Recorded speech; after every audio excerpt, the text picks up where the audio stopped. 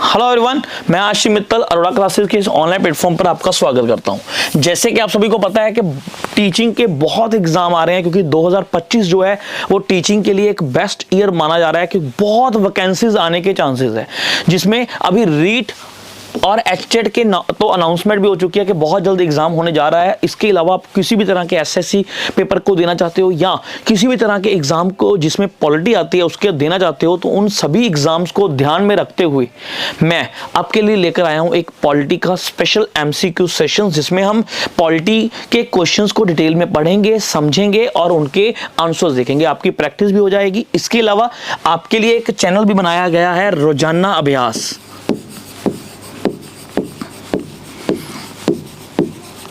ये जो चैनल है ये आपकी प्रैक्टिस के लिए है, जिसमें डेली आपको एमसीक्यूज जो है अपलोड करवाए जाते हैं। मैं फिर लिख देता हूं, रोजाना।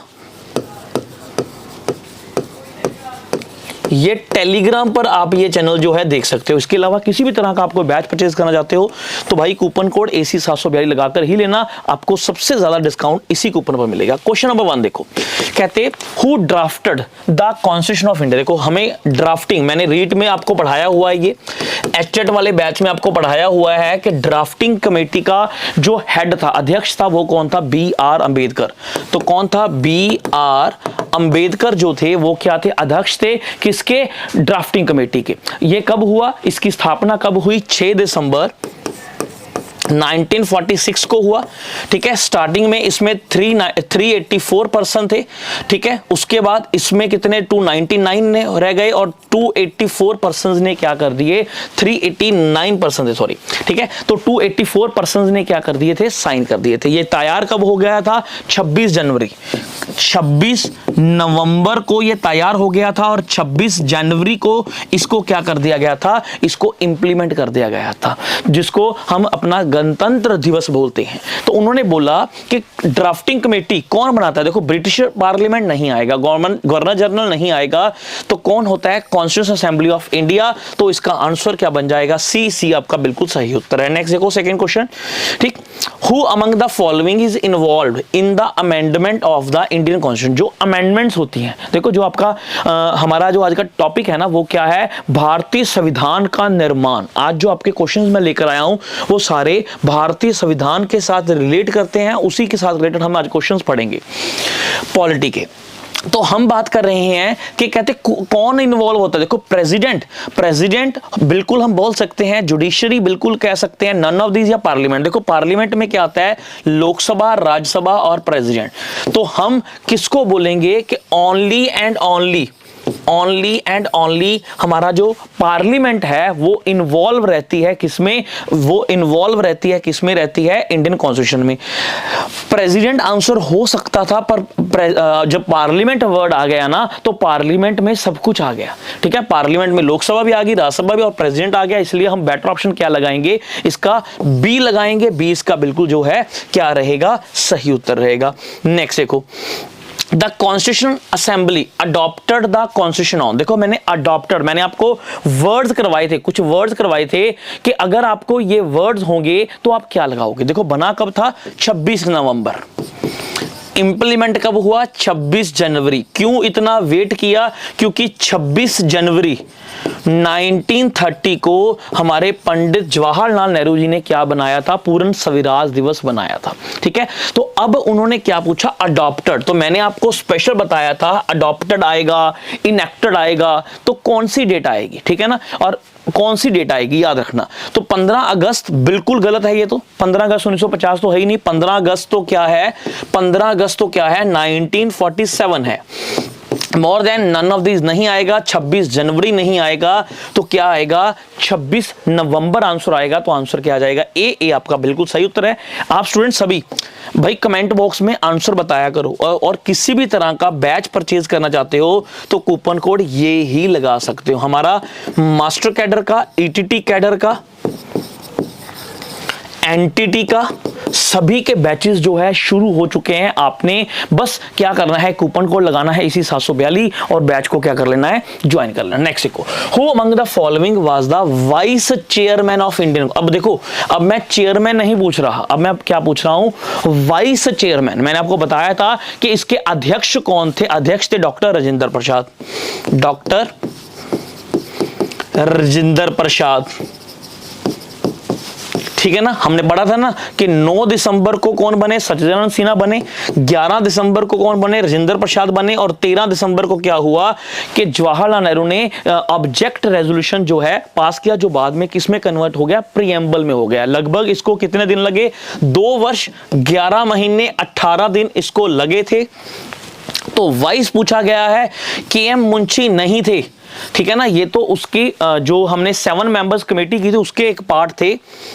तो वाइस प्रेसिडेंट किसे बनाया गया था, H.C. मुखर्जी। किसको बनाया गया था, H.C. मुखर्जी को जो है वाइस प्रेसिडेंट जो है बनाया गया था। आंसर क्या आ जाएगा, ए आंसर। नेक्स्ट को कहते who was the interim president of Indian constitution. कहते भारतीय संविधान के अंतरिम अध्यक्ष कौन थे, अंतरिम अध्यक्ष कौन, मतलब जो हमने कुछ समय, मैंने अभी समझाया आपको कि कुछ समय के लिए हमने एक अध्यक्ष बनाए गए थे। किनको, पहले देखो 6 दिसंबर को ये इसकी स्थापना हुई 1946 में, 9 दिसंबर को सच्चिदानंद सिन्हा को क्या बनाया गया, इसका टेम्परेरी अध्यक्ष बनाया गया, और 11 दिसंबर को किसको बना दिया गया, डॉक्टर राजेंद्र प्रसाद, और 13 दिसंबर को क्या आया, हमारा ऑब्जेक्ट रेजोल्यूशन, ठीक है ना। तो जो बाद में किसमें कन्वर्ट हो गया, प्रीएम्बल में हो गया। तो राजेंद्र प्रसाद को 11 दिसंबर 1946 में बनाया गया था, पर उन्होंने पूछा है कि अंतरिम अध्यक्ष कौन थे। तो अंतरिम कौन थे, सच्चिदानंद सिन्हा। तो कौन थे, सच्चिदानंद सिन्हा। तो आंसर क्या आ जाएगा, आंसर आ जाएगा भाई बी आपका सही उत्तर है। पहले आप क्वेश्चन पढ़ो, आंसर लगाओ, फिर ही मैं आपको बताऊंगा। अब आप सभी ने ना कमेंट बॉक्स में अपने आंसर जरूर बताने हैं कि सर इसका आंसर क्या होगा। और सभी को बोलूंगा कि एक कॉपी लगा लो जिसमें आप डेली लिखोगे कि इतने क्वेश्चंस करवाए गए जिसमें से मेरे इतने नंबर बने, जिसके साथ आपको मोटिवेशन मिलेगी कि हाँ मेरे को इन चीजों के बारे में पता लग गया, इन चीजों के बारे में पता नहीं लगा, ये मेरे को समझ आ चुका है, ये मेरे को नहीं समझ आया, आपको उन चीजों के बारे में पता चल जाएगा। नेक्स्ट बोल रहे हैं, who presided over the first meeting of the constitution, संविधान सभा की पहली बैठक की अध्यक्षता। अभी देखो अध्यक्षता की बात की गई है, अध्यक्षता किसने की, तो मैंने बताया जवाहरलाल नेहरू नहीं, ये तो 13 दिसंबर को करेंगे पार। राजेंद्र प्रसाद नहीं, ये तो 11 दिसंबर को करेंगे, मोर देन नहीं आएगा। तो कौन आएगा भाई, सच्चिदानंद सिन्हा, क्योंकि पहले अध्यक्षता जो की थी 9 दिसंबर को एक टेम्परेरी प्रेसिडेंट बनाए गए थे, ठीक है, अध्यक्ष बनाए गए थे। वो किनको बनाया गया था, सच्चिदानंद सिन्हा। और बाद में अगर संपूर्ण रूप में बात करें तो वो किनको चुना गया था, वो चुना गया था डॉक्टर राजेंद्र प्रसाद। किसको चुना गया था, डॉक्टर राजेंद्र प्रसाद। नेक्स्ट देखो कहते विच of the following type of justice is discussed in the preamble. देखो प्रीएम्बल की बात, जो 13 तारीख वाला था उसे हम प्रीएम्बल बनाया ना, इसमें अमेंडमेंट्स भी हुई हैं, प्रीएम्बल में अमेंड भी कर सकते हैं। इंडियन कॉन्स्टिट्यूशन, भारतीय संविधान की प्रस्तावना में निम्नलिखित में से किस प्रकार के न्याय पर चर्चा की गई है, social economical justice, social and political, economical political, social justice, social और कल्चरल जस्टिस। तो किस की गई है, देखो इसमें 3 चीजों की बात करते हैं हम, इसमें इकोनॉमिकल की बात करते हैं, हमने इसमें पॉलिटिकल की बात करते हैं, और हम इसमें किसकी बात करते हैं, सामाजिक की बात करते हैं। तो मतलब आंसर क्या बन जाएगा आपका, आंसर बन जाएगा सी आपका बिल्कुल क्या रहेगा, सही उत्तर है। हाँ जी, तो नेक्स्ट क्वेश्चन की बात कर रहे हैं, कहते हैं which of the following statements is are correct about the Indian constitution. तो इंडियन कॉन्स्टिट्यूशन के लिए कौन सी स्टेटमेंट सही है, संविधान सभा के बारे में निम्नलिखित में से कौन सा कथन सही है। देखो आपको पेपर में ना स्टेटमेंट वाले क्वेश्चन भी आते हैं, ईटीटी कैडर में भी आपको आ सकता है, ये वाला मास्टर कैडर में भी आ सकता है, रीट में, आरपीएससी में, किसी में भी ये क्वेश्चन आ सकता है। पहली बात उन्होंने बोला the assembly that wrote the Indian constitution held 299 members. Bharat का संविधान लिखने वाली सभा में 299 सदस्य थे, बिल्कुल थे। महात्मा गांधी मेंबर नहीं थे, बिल्कुल मैंने आपको बताया था, मोहम्मद अली जिन्ना और महात्मा गांधी दोनों इस कॉन्स्टिट्यूशन असेंबली के पार्ट नहीं थे, मेंबर नहीं थे, तो ये बिल्कुल ठीक है। 7 मेंबर्स से टोटल। ठीक है। Serious discussion on the Indian constitution, जो डिस्कशंस हुई पब्लिश की गई किसमें, कॉन्स्टिट्यूशन असेंबली में। भाई बिल्कुल ठीक है, तो पहली दूसरी और तीसरी बात ठीक है, देखते हैं। देखो ये लिख रहे हैं ए और बी, नहीं दो तो आएगा ही नहीं भाई, तीनों आएगा। अरे भाई देखो गड़बड़ कर दी इन्होंने, तो इसमें लिख लो, इसमें ऐसे कर लो ए बी और C all three are true. Please इसको सही कर दो, इस स्टेटमेंट को ठीक कर दो। ए इसमें ऐड करना था, ठीक है ना, ए इसमें ऐड करना था, तो तीनों स्टेटमेंट जो है सही है।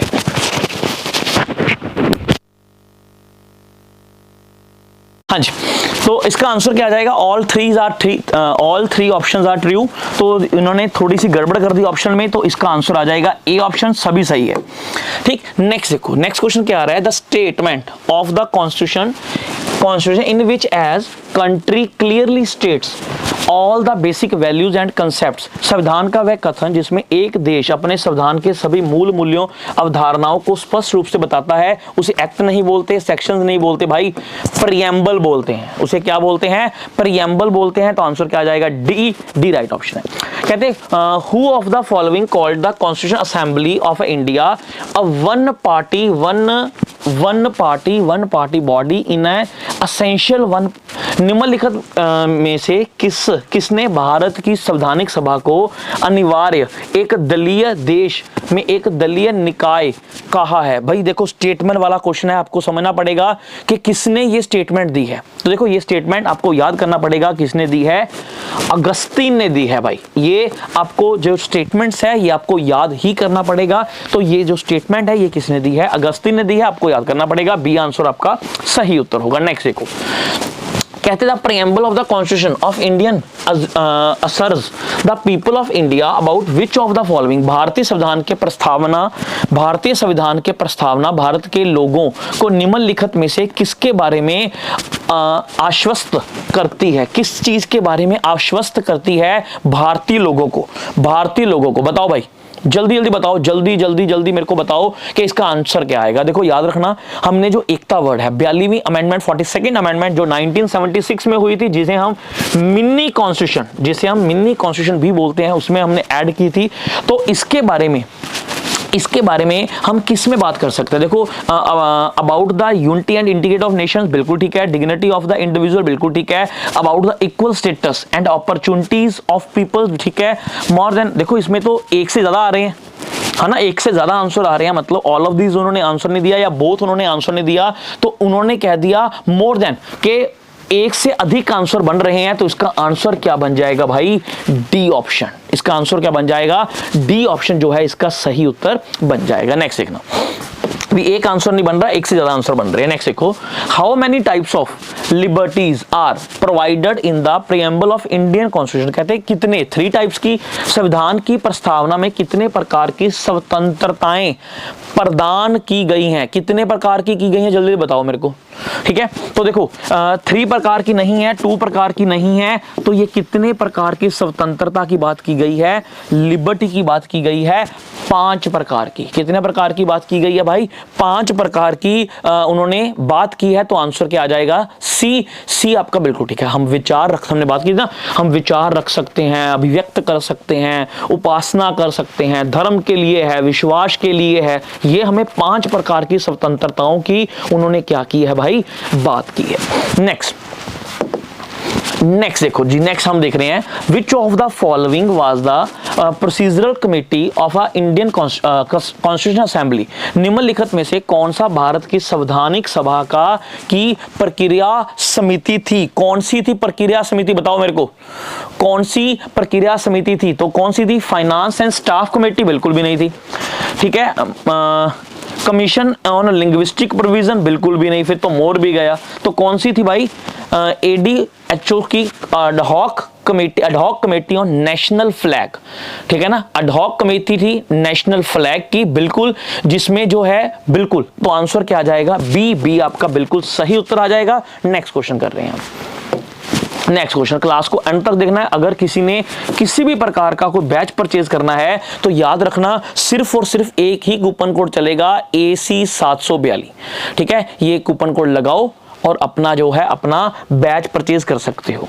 ठीक, next, the constitution of Indian contains how many schedule, देखो कितने शेड्यूल मैंने आपको करवाया था ना, एक शॉर्टकट करवाया था, USR S43 RPM, union territory, salaries, oath, Rajya Sabha, schedule, ये ATM क्या, ATMM, असम, त्रिपुरा, मेघालय, मिजोरम, ये क्या है LLL, list, language, land revolution, anti defection, panchayat और म्युनिसिपल कॉर्पोरेशन। तो कितने शेड्यूल्स हैं भाई? 12। तो कितने शेड्यूल्स हैं हमारे? 12 शेड्यूल्स की हम बात कर रहे हैं। तो आंसर क्या आ जाएगा? 12 बिल्कुल राइट आंसर आपका है। थोड़ा जल्दी करते हैं। नेक्स्ट कहते following was the chairman of the provisional constitution committee. मैंने ना आपको कमेटी करवाई थी और ये वाली कमेटी मैंने आपको साफ तरीके से आराम से मैं समझाया था कि इस कमेटी का हेड कौन था? सरदार वल्लभ भाई पटेल, ठीक है ना, सरदार वल्लभ भाई Patel. The election of the constitution assembly in India was held. जो इसके इलेक्शंस हुए थे वो कब हुए थे? कब हुए थे भाई? जुलाई 1946 को। कब हुए थे? जुलाई 1946 को। पहली बैठक हुई थी 9 दिसंबर 1946, जिसमें क्या था? अध्यक्ष बने थे सचिदानंद सिन्हा और 11 को कौन बने थे? राजेंद्र प्रसाद। कहते doctor B R Ambedkar why appointed the chairman the drafting committee on which of the following dates. कहते जो बी आर अम्बेडकर है वो कौन सी डेट को चेयरमैन जो है नियुक्त किए गए थे?